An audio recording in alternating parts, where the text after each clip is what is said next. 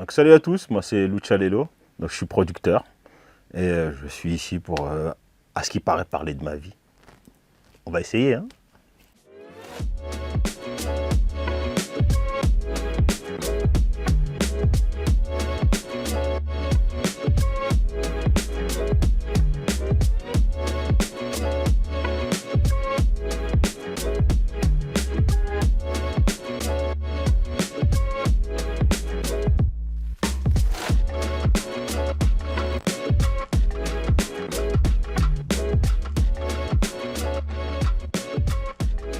Ce qui m'a emmené à faire de la musique en tant que producteur musical, c'est le fait que j'ai des enfants qui font de la musique. Sinon, moi, c'était plus la production au niveau de la télé et des projets associatifs. J'étais plus là-dedans. Et maintenant qu'ils sont devenus un peu plus adultes, donc je me suis dit, ben, il va falloir qu'ils soient accompagnés puisqu'on ne veut pas que ces enfants dérivent. Donc je me suis mis dans la musique, dans la production.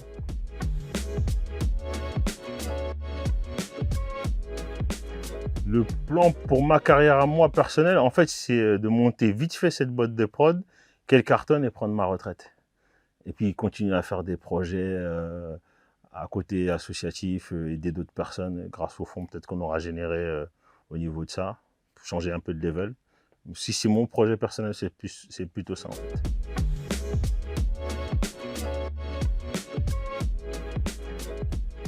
Ma plus grande réussite, ça a été de pouvoir justement monter ce label et pour pouvoir justement réussir à gérer les carrières de mes trois artistes, quoi, en fait. Donc, il y en a un qu'on a réussi comment ça s'appelle, à faire signer directement, donc Megaski, qui lui est signé chez As24. Grâce à Dieu, ça marche très bien. Il a eu un premier disque d'or avec un featuring sur l'album de Lefa. Et il est sur son troisième projet, donc ça avance bien. Et il y a les deux autres, les deux autres frangins, donc en dehors du groupe YBZ, donc qui sont Lidam et Didi Monet, qui eux arrivent incessamment sous peu. Donc on a déjà fait un clip qui est déjà sorti, qui a donné de très bons résultats. On a eu des bons retours aussi sur Spotify, quelques Deezer, etc., à droite à gauche aussi. Et donc c'est vraiment ça qui aujourd'hui me donne une belle satisfaction, c'est de pouvoir dire qu'aujourd'hui je peux m'occuper de les aider à avancer dans la musique.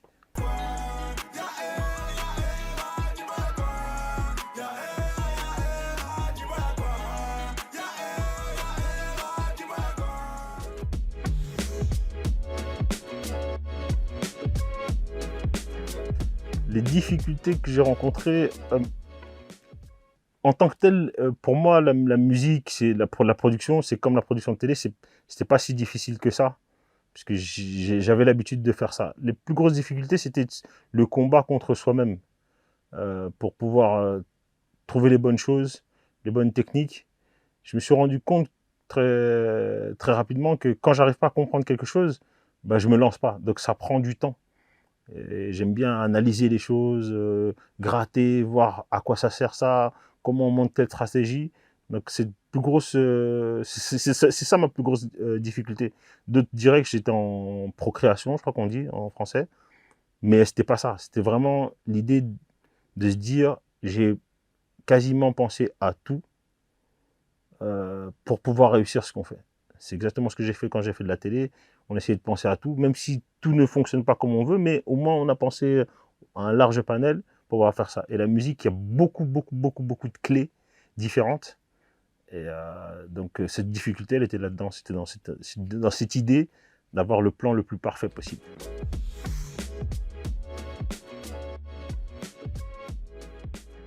Oui, oui, oui, oui, beaucoup, beaucoup, beaucoup, beaucoup, beaucoup.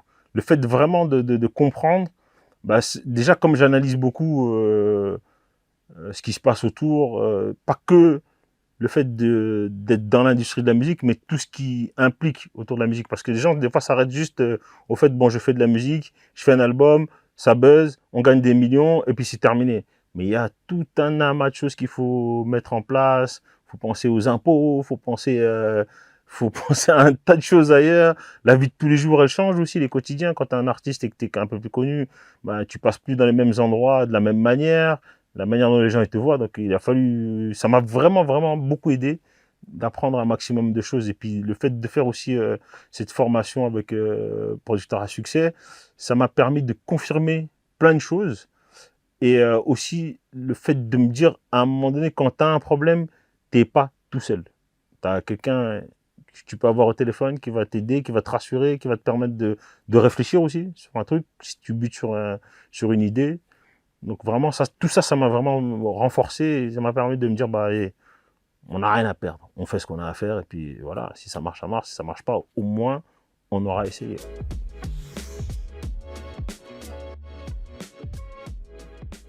Exactement. Moi, en fait, producteur à succès, j'y suis quasiment depuis le début des balles de ciment. Donc, j'ai vu tout le monde arriver. J'ai vu le producteur à succès grandir. Donc, c'est aussi un gage de qualité parce qu'au départ, on commence avec une structure qui est assez petite, qui est assez proche, où il n'y avait que Tariq qui était là. Et puis, tout d'un coup, ça grossit. Chaque année, on voit quelque chose de différent. On voit d'autres personnes arriver derrière. Et là, tu te dis, ben, si toi, t'abandonnes, c'est qu'à un moment donné, soit tu n'as rien à faire là, soit tu n'as pas pigé le truc.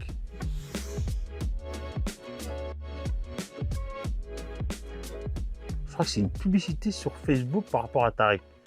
Et je vois cette pub et il dit, ouais, si vous voulez réussir dans le monde de la musique, comment on fait? Et à l'époque, j'avais même pas encore l'idée de me dire, oui, je vais devenir producteur, etc. C'est vraiment la manière dont j'ai vu cette pub. Je me suis dit, waouh, attends, là, peut-être que je peux apprendre quelque chose et ça pourrait éventuellement m'aider à comprendre l'environnement dans lequel mes enfants commencent à grandir musicalement. Et ça m'a même pas, je me suis même pas dit, ah ouais, non, je vais dépenser de l'argent pour rien. Je me suis dit, tiens, ça va être intéressant. Et comme j'aime bien dire, son discours a été tellement simple et compréhensible que je me suis dit, bah, c'est là qu'il faut que j'aille et pas ailleurs pour comprendre ça. Et pourtant, on voit tout le temps des pubs sur devenir millionnaire grâce à la musique, si vous voulez, je sais pas quoi, inscrivez-vous là. Mais lui, vraiment, son discours était très... ça m'a touché, donc je me suis dit, bah, tiens, on va essayer. Et effectivement, j'ai appris beaucoup, beaucoup de choses. Enfin, j'ai confirmé beaucoup de choses. Parce que disons que j'ai marqué l'essai. C'est-à-dire qu'à un moment donné, j'avais des compétences. Et le fait de voir que lui, il avait déjà fait des choses, qu'il bossait avec des artistes, que ça pouvait fonctionner, que tu pouvais faire une tournée, même si tu n'étais pas un artiste du top 50, je me suis dit, ah ouais, d'accord, c'est possible.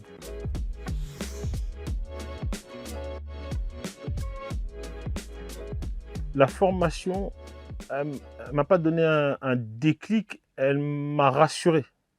Vraiment, c'est vraiment ça, parce que c'est encore, j'espère que ça restera comme ça, même si un jour il devient milliardaire et qu'il a des immeubles partout. On rentre comme si on rentrait dans une famille. Des fois, on vous dit la SACEM, c'est une famille, mais finalement, on se retrouve devant des murs, des portes, des trucs. Mais là, on a vraiment des gens qui connaissent le métier et qui vous permettent vraiment de vous sentir à l'aise, en fait. C'est comme quand tu vas prendre ta voiture, tu connais le code de la route. Tu sais que même si tu as un accident, c'est que tu n'as pas fait attention à ce que tu fais. Donc là, c'est très rassurant d'avoir cet accompagnement, en fait.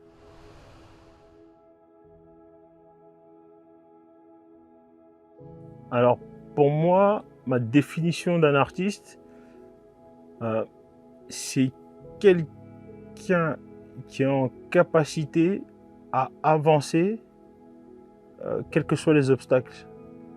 C'est quelqu'un qui ne renonce jamais. Il doit être passionné, il doit faire confiance, il doit être en capacité de se remettre en question, euh, du travail, énormément de travail. Euh, il y a aussi le fait d'être méticuleux dans son travail. Parce que quand on est artiste, il n'y a personne pour vous pousser. Si cette passion n'est pas à l'intérieur de vous, c'est pas que vous ne pouvez pas vous considérer comme un artiste, mais ça va être très difficile d'être artiste puisque tout ce qui se passe autour, c'est comme si on était dans un bateau et puis tout d'un coup il y a une tempête et il faut être capable de garder le cap. Donc pour être un artiste, il faut toujours avoir cette espèce de mentalité, ce mindset qui va te permettre tout le temps de te surpasser et de te remettre en question. Ne jamais rester sur ses acquis. Pas se dire, bah voilà, j'ai fait un buzz et donc je suis un artiste. Non, c'est vraiment un travail de... Et je pense qu'un artiste, bah en fait, c'est aussi quelqu'un qui Un artiste ne meurt jamais. Si tu fais des bons sons, on le retrouvera dans 100 ans ou dans 110 ans. Donc un artiste peut devenir éternel finalement, laisser une trace de son passage, même s'il était très court parmi nous.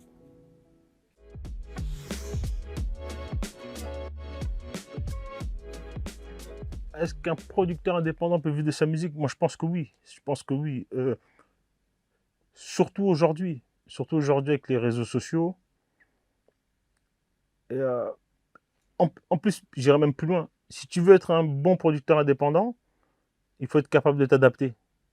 Il y a toutes les technologies possibles et on a aussi des endroits comme producteur à succès pour te donner des sémaphores qui vont te donner une ligne directrice.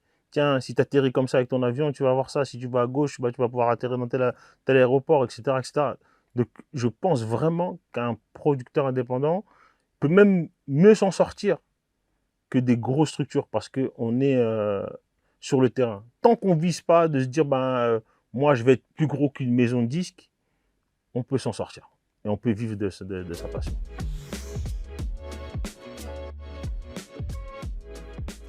Le fait que je me forme en musique business m'a permis vraiment d'être... c'est comme tout, quand on veut aller sur la route, il faut connaître le code de la route. Ça m'a vraiment permis de connaître ce code de la route et de me rassurer. C'est rassurant de savoir que tu sais que quand tu as un panneau devant toi, tu sais ce que ça veut dire. Tu sais, voilà, quand on te propose un tel contrat ou un tel contrat, voilà ce que ça veut dire. Ça implique quoi? Tel pourcentage. Ou alors quelqu'un va te dire, bon, écoute, moi, je te donne, je sais pas moi, 90% et toi, tu prends 10%. Bah, là, tu sais que tu vas dire, bah non, normalement, c'est 60-30. Mais si maintenant tu prends 90, qu'est-ce que tu me donnes les chances? Qu'est-ce que tu rajoutes à d'autres structures qui font ça? Donc ça a été vraiment, c'est vraiment rassurant, vraiment, vraiment, vraiment rassurant de faire une telle formation. Et ça permet d'être précis. Et si on veut vraiment gagner sa vie, c'est là, hein, faut pas blaguer avec les chiffres. Hein. Si on les connaît pas, ça marche pas. Hein.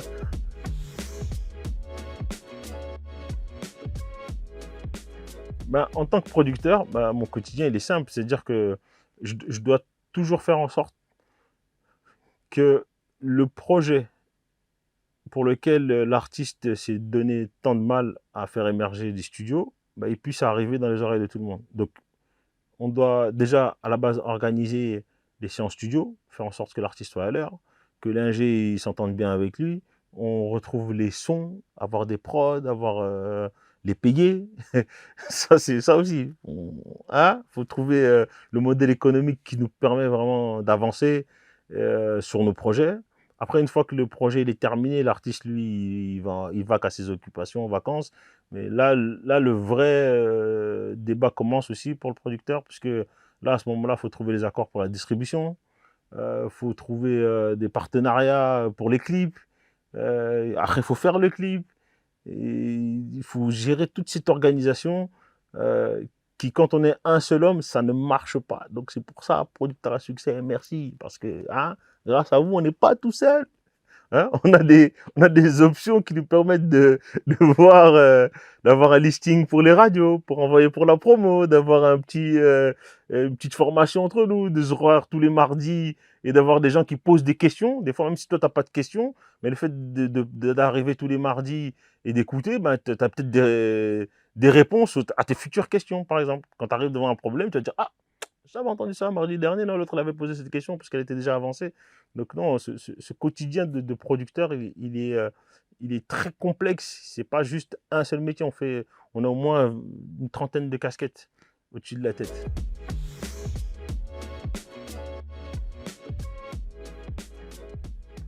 Producteur indépendant qui se dit de sa musique. Pour blaguer, je te dirais, deviens artiste, c'est mieux. Parce qu'on s'occupe de toi. Non, plus sérieusement, c'est vraiment...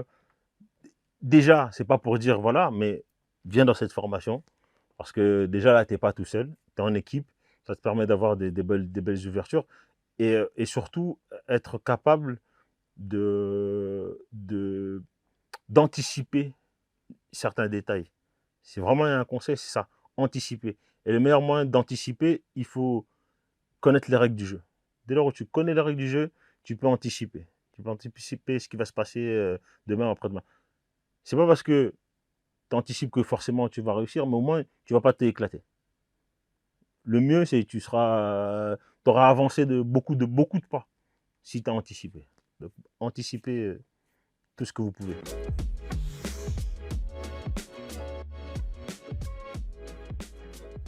Tariq, tu nous manques, on ne te voit plus maintenant. Tu es devenu trop riche pour nous. Arrête un peu, hein. On ne voit que des photos avec tous tes dirigeants sur la plage. Faut nous inviter. Hein.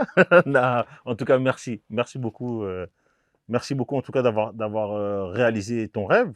Parce que ton rêve devient le nôtre, puisque grâce à ton rêve, aujourd'hui, on peut nous avancer sereinement dans nos projets de production, dans nos projets musicaux. Donc vraiment, je peux que te dire merci et change pas trop, s'il te plaît. Reste, hein, bon, hein, on s'appelle de temps en temps, hein, ça fait plaisir.